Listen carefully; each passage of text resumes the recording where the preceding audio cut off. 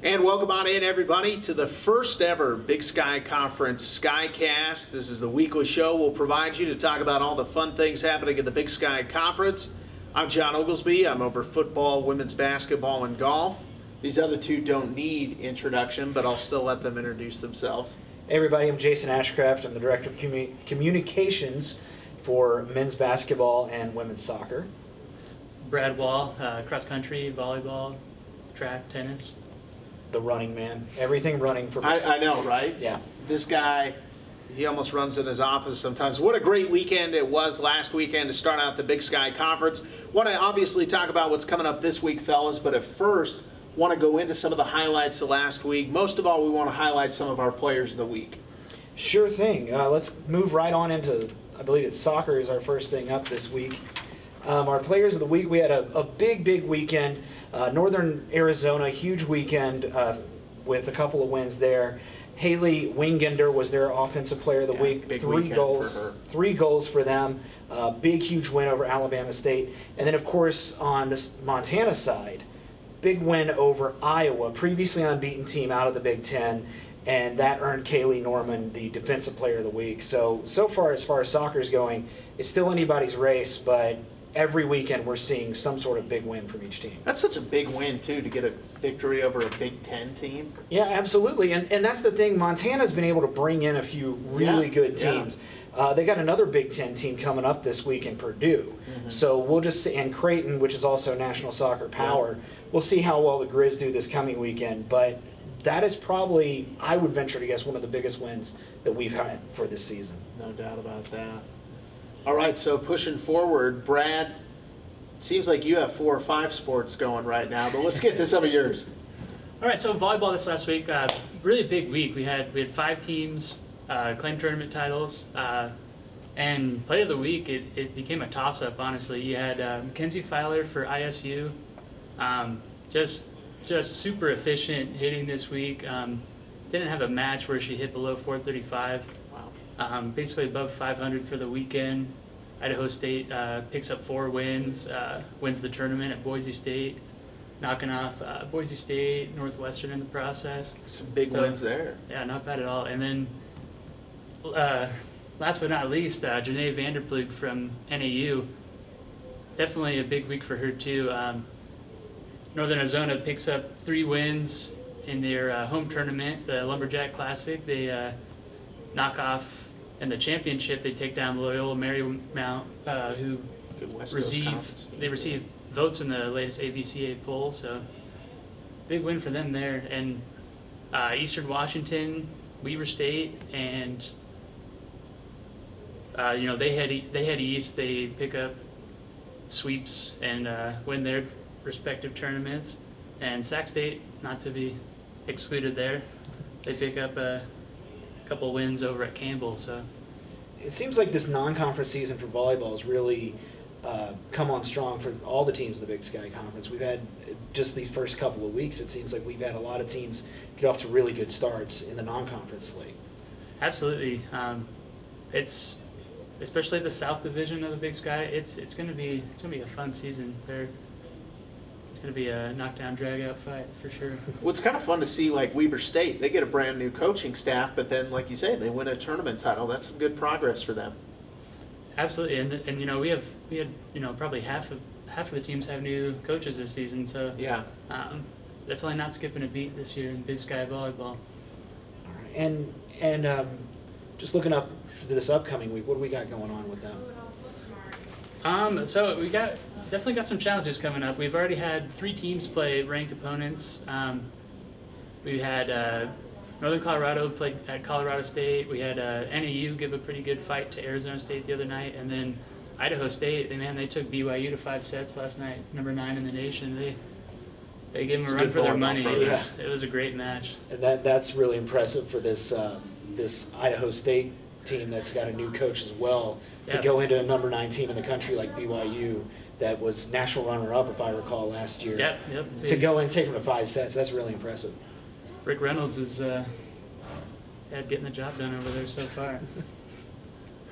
All right, well, those are some of the other highlights. Let's turn to some of the other Olympic sports. We'll move on to golf, women's golf, which is one of my sports. We'll really quick mention Player of the Week this week. Our first women's golfer of the fall season was Taylor Viquelia from Southern Utah University. Fellas, she shot a 69, 2-under par last Friday to win the Weber State Wildcat Invitational.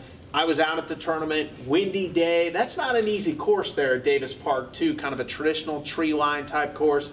Shot a 2-under par. She wins the tournament by a couple strokes. Wildcats overall, Weber State winning that tournament, their home tournament. It was kind of a soft opening, if you will, for the women's golf season. 3 Big Sky teams played in that tournament: Weber, Southern Utah, and Idaho State. North Dakota, by the way, I want to mention UND. They picked up their best ever finish in a Division I tournament. So congratulations out to them. They did well in the NDSU Classic over this past Labor Day weekend. Men's golf and women's golf both get underway this week, so it'll be exciting next week to unveil that first men's golfer of the week. But everything's starting up, and women's golf for the Sky this year. You talk about how competitive it is. Weber State and Southern Utah at that invitational there, neck and neck. I had a chance to see Taylor play at the Women's Championship last year. We did a little interview with her. I mean, she is an outstanding person, most of all, but a great golfer. It is. You're right. It's going to be really interesting to see what happens with women's golf. Don't count out Northern Colorado either. No, they're a very good program. It's like you said, it's going to be neck and neck, and it's always interesting to see the transition between fall golf and spring golf. What can teams do to improve in the fall that they can maybe carry over? Well, it's so interesting too because they're kind of different. It's almost golf almost plays 2 seasons a year. I mean, they do, because the way you play in fall conditions, especially right now, I mean, you're still playing in largely summer conditions, but those teams, the teams that play well in bad weather, I think we could say that for any outdoor sport, but the teams that play well in bad weather, keep the ball in the fairway, hit greens and regulations, putts, those are the teams that do well come May, or late April rather, when the weather finally starts to open up a little bit more and warms up again. But it should be fun to see, come late into this fall season, who are those teams who do those little things, hit greens and regulation, hit fairways.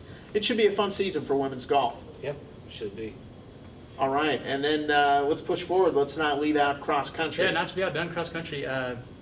Kicking it off this weekend, we had some teams compete Tuesday, some teams compete Friday and Saturday. You got NAU picking up right where they left off. They swept their home meet, the George Kite Classic, for the first time since 2009. The men picked up their 4th straight win.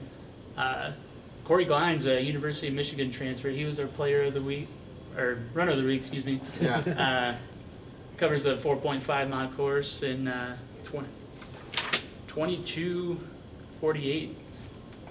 That's all right. Little over 5 minute pace at 7,000 feet elevation. That's not too bad right there. And NAU is a team that has one of their better runners, Footsome Ziana Selassie, redshirting this year. Yeah, you got NAU. They're a little bit shorthanded this year, but you got Glines and Alejandro Montano. They're gonna lead this new look squad. They should be. That's a big transfer for NAU to get in right there. That's an insane time. Brad, you've been a runner, obviously, competed. I mean, how tough is that at that high of elevation to be able to put together a performance anywhere close to that? It's such an advantage. My girlfriend competed, wife now, she competed for Eastern, and she said that it's just the most difficult thing to do, competing there. And to have that altitude to train at the whole season is a big advantage for sure. Since you were a sprinter, but I know that this is getting ahead of the ball, but I'm just curious. Is it easier for a sprinter at high altitude? I mean, does that affect you more at high altitude too, or is it more the distance runners that have to deal with that? Me personally, I had a gripe against it because they say the air's thinner, you can run faster through it. They add time, so they ding you and add 0.2 seconds to your 400 time. The recovery is tough. You don't notice it during the race, but you're huffing and that day after, those few minutes after, you're really noticing that half hour after your race, you're struggling to kind of get your breath back. Yeah. So what happened on the women's side? The women, NAU women they picked up the win as well. That was their first win win since 2009, like they said, and Ellie Child for Weber State. She goes down to BYU, picks up a win there, sets a course record. 1-2 punch. You got Jamie Stokes, her teammate, right behind her. Definitely. Good battle. Definitely not too bad going down there and taking down some BYU runners. On the women's side in cross country, it looks like the race is going to be pretty tight. Weber's got a really strong squad coming back. Northern Arizona was picked to finish first, but that looks like it's going to be a pretty tight race at the championship. It really is. NAU's definitely the front runner, but you got Child and Stokes at Weber State. NAU won last year. Weber had won the previous three, so they're looking to gun after them. Eastern Washington's a team. They got Big Sky champion, defending champion Sarah Ryder. Really solid squad behind her, top 5. And Montana State's it could be a dark horse in that race as well. And on the men's side, of course, Northern Arizona, nationally ranked, picked to win, but Southern Utah brings back a lot of tough runners. Oh yeah, and well. that's going to be I'm looking pretty forward to October 31st. That's going to be Southern Utah's missing Nate Jukes. They lose their All-American, but they got Mike Tate, they got Hayden Hawks, really capable 1 and 2 runners, and that they're going to be deep behind those guys as well. Should be a packed Halloween in Cedar City. You got a Big Sky Conference football game that day, cross-country tournament, and you got candy that night. That's batting 3 for 3 right there, fellas. Yeah. All right, talking about football, it was a massive, huge, tremendous weekend in the Big Sky Conference for football. I want to give you the aftermath first, then we'll go back to what happened. 6 teams in the Big Sky are currently ranked in the Stats FCS Top 25. A total of 10 out of 13 teams in the conference that play football received votes in this week's national poll. How did that all happen? Well, Portland State was a dark horse. Nobody gave them much of a shot as they headed up to the Palouse this past Saturday. However, the Vikings, in their first game under interim head coach Bruce Barnum, pick up a 24-17 win. Fellas, I was checking social media, as I know we all were, this entire game. I thought Portland State, after the summer kickoff, seemed to have a good vibe going about him. Bruce Barnum, very personable guy. Definitely a talker, no doubt about that. And they seem to have a confidence about him, but to go up and post a team, and some might say, well, Washington State's kind of a down team in the Pac-12. I don't care how it is. You still pick the up an Pac-12. upset Pac-12 team, right? It's still the Pac-12.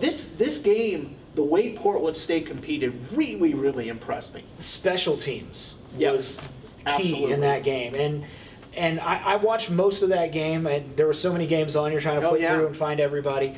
But special teams is what really stood out to me. And I remember watching, and defense as well. Yep. I remember watching that game going, come on, Portland State, you got to get a stop. And they did. And football is a game of stops.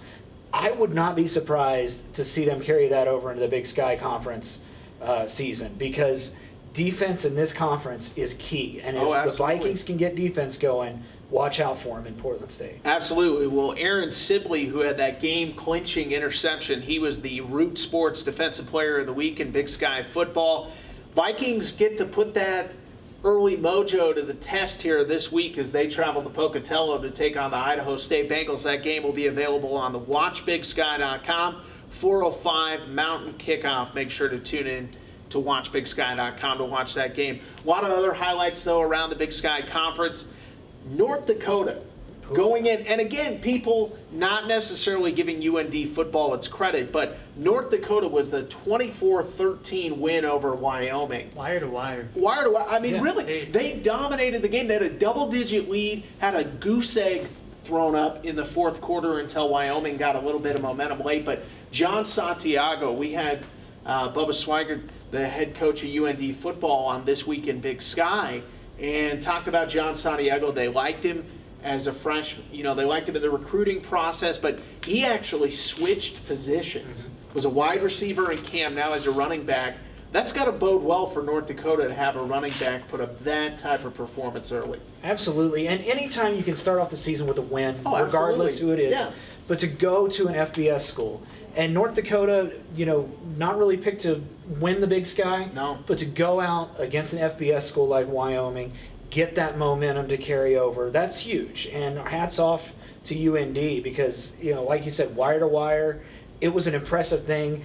You couldn't watch it on Mountain West Network. It wasn't streamed anywhere. Televised. So I was following that one entirely on Twitter. Yeah. And I'd see the hashtag BigSkyFB and then that score, and I was like, well, North Dakota came to play today. That is such a huge win for them. I'm so excited to see what the green and white can do heading into the Big Sky Conference. Well, and it's amazing, Jason, because there's so many Big Sky teams that performed well, even though they lost to FBS teams. I was up in Logan, Utah on last Thursday night to see Southern Utah play Utah State. Southern Utah had a 9-5 lead until about 5 minutes to go in that fourth quarter when they let go the third longest punt return in the history of Utah State football. So Southern Utah received votes in the FCS Top 25. You have Eastern Washington playing the national runner-up from FBS last year, the Oregon Ducks.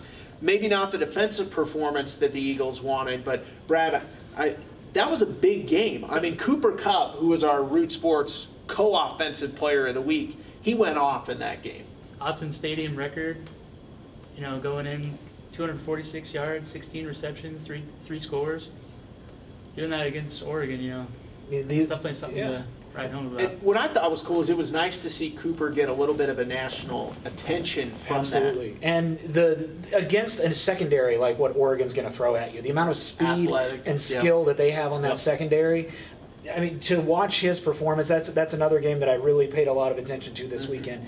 It was a very good performance to see Eastern Washington, the offense that we're used to seeing out of Cheney, it's back. Oh, absolutely. And I got to give it up to Weber State, too. Jay Hill, I like what he's doing up there with the Wildcats because they trail 13-7 going into the fourth quarter in Corvallis, Oregon. Offense wasn't able to get a whole lot going, but I really was impressed with the mental toughness. And I know that's something that's talked about as a cliche, but it seems like Jay Hill's got the Wildcats going in the right direction as well. Attitude plays so much into football. Absolutely. And in this project that Jay's been doing up here in Ogden, he is really changing the culture at Weber State. Defense, I'm a defensive guy. I'm from the Midwest. I like defensive football. Defense is going to be key in this conference. We've always said it is going to be key nationally. Jay Hill has got that Weber State defense looking really good really early. Yep. Brad and I, we're more West Coast offense type guys from our West Coast heritage. But I agree with you completely. Some other scores from around the conference. Northern Arizona picked up a win at then number 24, Stephen F. Austin. I don't think this win got enough attention. 34-28. Case Cookus ended up winning Stats FCS National Player of the Week for freshmen. He was National Freshman of the Week. I thought that was a big win for the conference early on to get a win over a ranked Southland Conference opponent. And that's the kind of team you're going to see in the playoff. Yeah. Stephen F. Austin is the type of team you're going to see in the playoff, and you win a tight game. That's a really good experience to get early in the season, but a good way to match up the Big Sky with the South. You never know. It could be a rematch in the playoffs. Oh, and that's true. Nope. You never do. It's been done before. You never do know, and it's, I mean, we know over history that Big Sky teams and Southland Conference teams, when they meet, it's a good time for fans. Again, 34-28, Northern Arizona picking up the win there over Stephen F. Austin. Northern Arizona unofficially 26th in the country in the Stats FCS Top 25. Want to bring up our couple other players. Obviously, Emmanuel Butler, 3 touchdowns in that game as well. He was our Big Sky Root Sports co-offensive player of the week.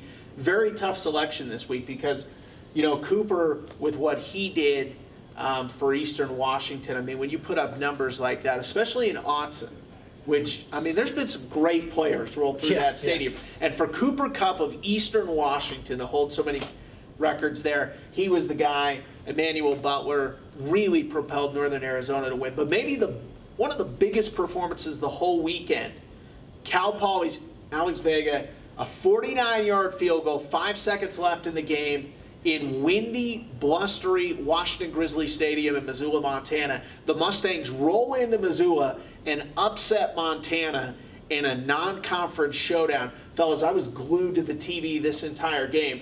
Here's what I left. These are my instant reactions. Montana can play. We saw that against North Dakota State. Cal Poly can play as well. And that is a great sign of the depth in this conference. Absolutely. I mean, even though it was a non-conference matchup, we're kind of one of those weird situations out west here. You get these non-conference conference matchups.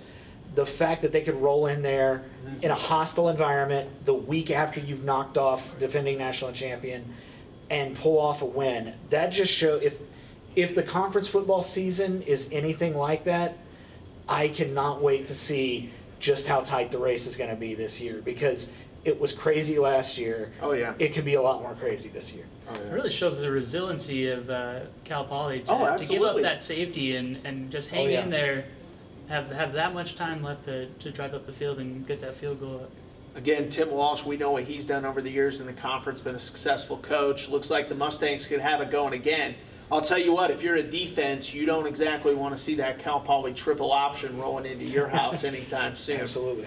Big highlights coming up this weekend in the Big Sky Conference for football. We already talked about Portland State and Idaho State. That game 4:05 Mountain Time on Watch Big Sky. Some other Watch Big Sky games. South Dakota at UC Davis. That's a Missouri Valley Football Conference against the Big Sky. That'll be a key one. Some other ones as well. New Mexico Highlands at Northern Arizona. And then the other game that will be on Watch Big Sky. This is one that I'm a little interested in. I got to be honest. Drake at North Dakota. I want to see how North Dakota responds this week after having some of that success. Well, Drake is a non-scholarship program out of the Pioneer Football League, so that might play against them a little bit. But I went to Morehead State University. We played Drake a lot in football. We were in the PFL, saw a lot of the Bulldogs, and they beat us quite a bit over the years. They're a solid program. UND, I think, it will win this game, but Drake is going to give them a hard test, and I'm interested to see that one too. I think the biggest thing is you got to avoid that hangover after a big win. Absolutely. You got to look past it and look forward to the next Saturday. It's the 50th Potato Bowl as well. So I mean, you gotta love games like this. You gotta love these classic kind of promotional games. The 50th Potato Bowl, that'll be at the Alaris Center this Saturday. And a couple other games real quick to mention. Weber State will play at North Dakota State. That game will be on ESPN3. Another big test for the Wildcats. Their schedule really front loaded. And then another one which Stats' Craig Haley brought up earlier this week. Eastern Washington and Northern Iowa, two nationally ranked teams. Of course, the Eagles right now 8th in the country. Get ready to see some points get scored. I'll tell you what, folks. Indoors in the UNI Dome, the Eagles don't have to worry about weather. Got to make some stops. We know they're going to put points on the board, but I'm looking for the Eagles to play really well in this one. I think it'll be interesting to see just how much. I mean, for Cooper Kupp, how do you follow up that performance? He's already a National Player of the Year candidate on offense. That's been well established. Stats' Craig Haley, again, who helps decide a lot of that.